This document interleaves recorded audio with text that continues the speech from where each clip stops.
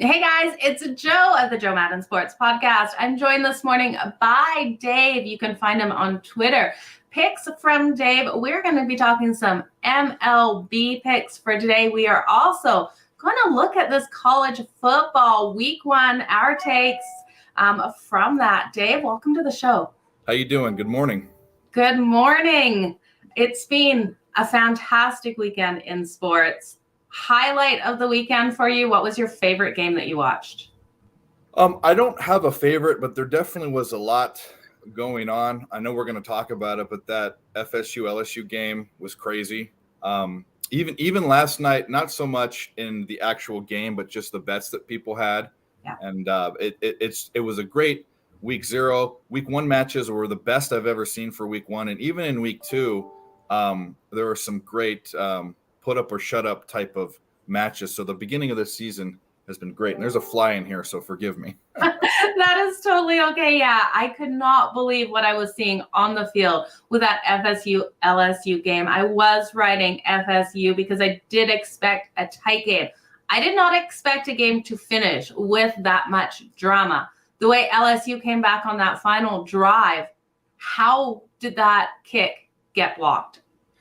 I don't know. It's one of those freak things that, it creates a lot of drama, and it kind of anyone that's on LSU like I was, we were hoping that would happen, and we were saying, oh, well, this is perfect, and all we got to do is to get in overtime, and obviously I had three and actually I had it at 3, so all I needed really was a field goal to tie at least. Yeah. But I was one of those freak deals, and I'm not impressed with either team, to tell you the truth. I think that FSU, when I look at the two teams, I think LSU has more talent. I think the new coach thing is the issue there. And I think FSU kind of caught lightning in a bottle in some places, but it was going to be a close game. The line was close, and congratulations to those people that cashed on Florida State, but what an ending. Yeah, exactly. And I think the announcers kind of jinxed that there. They called out how the kicker had missed certain kicks. And I was like, oh, he could miss this. Like, as soon as they said that, it was like they put that jinx completely in the air. Are you superstitious with stuff like that?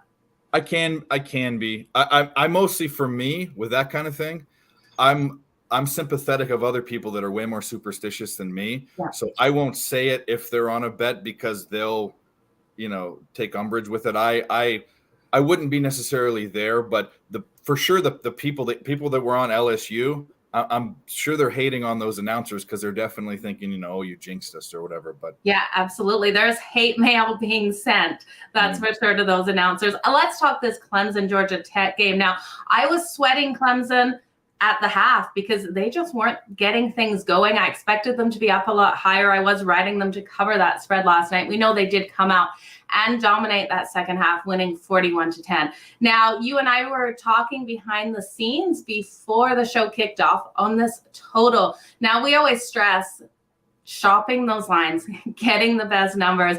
I do so over at Odds Trader, you guys, and it's so important. Dave, you want to tell us why and where these totals closed at different sites? Yeah, so this total, I knew that Georgia Tech wasn't scoring. Last 2 games of last season, they got shut out, and they really didn't add many great pieces, and they didn't have that many starters coming back, and plus they're just not a good team in general. And then the scoring for Clemson kind of went exactly the way that I thought, and kind of landed right near where I thought. They scored one last touchdown with their backup quarterback, but I knew that DJ Uiagalelei, or however you say his name, he's not that great. He's going to be replaced by the guy that came in for him, and I knew they had to run the ball, so I knew it would be slow. But the early lines had it at 51.5 to 52 for the total, and it went down to 50.5. And what happened is I got the under at 51.5, and I knew people that got the over at 50.5. Well, guess where it landed? At 51, at the worst number it could have for the books. So there were a lot of cashes on people that read the lines and sort of had the same take on the game that I did. Now, I have to ask you, because coming into football season now, especially in the NFL, we do see totals drastically change. Are you ever betting early on those totals, an over or an under, and then seeing those drops and betting the other side as well? Because I tell you, there's some money to be made if you can read it right. I do that. I'm very careful about that. And to be completely honest, too, I'm not a huge guy that watches lines or puts stake in, oh, there's, this is the percentage of tickets, and then this is the handle or the money that's on the game. I really don't look at it. I don't know how accurate those numbers are or who's putting them out, but I will say for totals and movement, when I think I'm on the right side and it's moving the way I think it's going to move the way I want to go, I've definitely done that and middled them.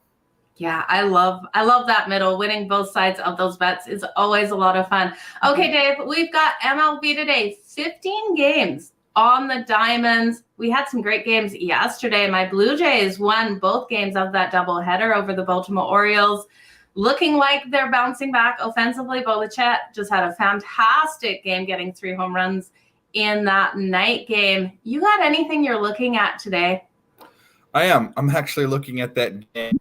And I like the Orioles in it, and here's why. And actually, the line's moving towards them. I think, when you look, I'll get to that after, but when you look at the two teams at the plate, and what I do at this point in the season is I'm really dialing in on variables. So I'm not just looking at teams versus right-handed pitching. I'm looking at teams versus right-handed pitching on the road or teams versus right-handed pitching at home.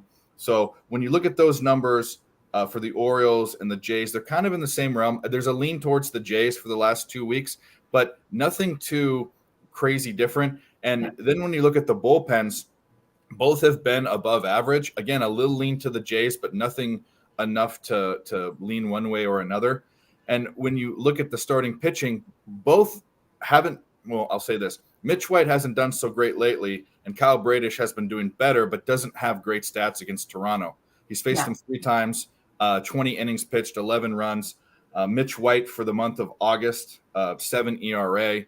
Opponents are batting .317. So there's nothing that really jumps out except for 2 things here. One is, even though Kyle Bradish hasn't been pitching well versus the Jays, he's won 2 out of those 3 games. So his team won the game. So that's what we're looking at. We're looking at the end result. At least that's the bet that I'm going towards. The other thing is, up until yesterday, both teams are 7-3 in their last 10, but up until yesterday, the Orioles were 6-1 against their last 7 games versus the Jays. So really, I think, and the lines kind of show that the books, there's been some money pressure on the Orioles, and they've dropped the line. So everything's pointing to me. Well, not everything, but every key indicators there are pointing to me that the Orioles are the play, and I'm going with the Orioles. Yeah, I like your take here on the Orioles. I just can't trust Mitch White. We've really shown his struggles. Like you said, his ERA is just below 7. Kyle Bradish, on the other hand, those last 3 starts, he's got a 1.31 ERA. If he comes out and can get over his struggles versus the Toronto Blue Jays, I definitely can see the Orioles getting the win here. A couple interesting ways I've looked at this. I have taken the over 8.5 because I think one of these pitchers is going to get lit up today. I'm expecting it to be Mitch White, and the Orioles team total over, because I think they're going to come in here. They're going to get these hits, and I'm tired of losing money taking the Blue Jays team total over. That's for sure. Are you one of those people? So I have a lot of friends and a lot of gambling friends that will sort of bet their team to victory. So you're going to bet the other side so that you win either way. Is that sort of how you're looking at it? It's not how I'm looking at this one. I can't trust Mitch White.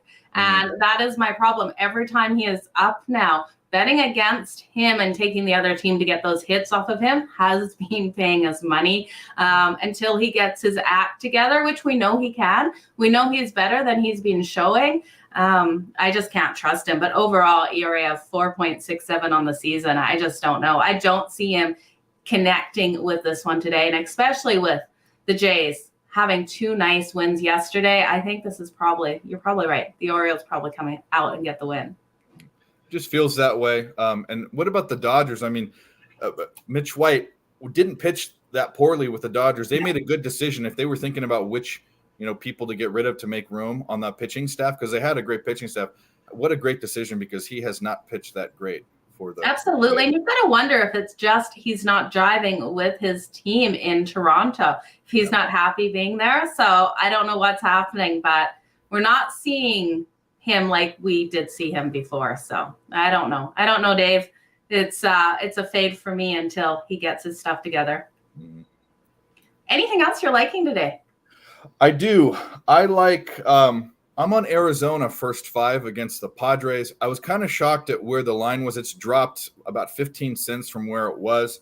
And the reason why, I mean, 2 reasons. One is Joe Musgrove.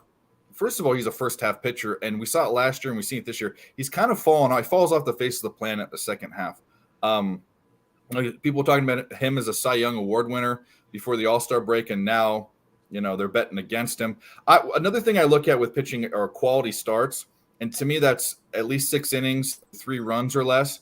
Joe Musgrove's had 6 out of his last 10, which is, I'm not sure that that's average, but it's it's more than half, right? But Merrill Kelly's had 8 out of his last 10 have met that criteria. He's been pitching, he's been smoking them, and when you look at the bats. And again, I honed in on Arizona away versus right-handed pitching, and then San Diego at home versus right-handed pitching.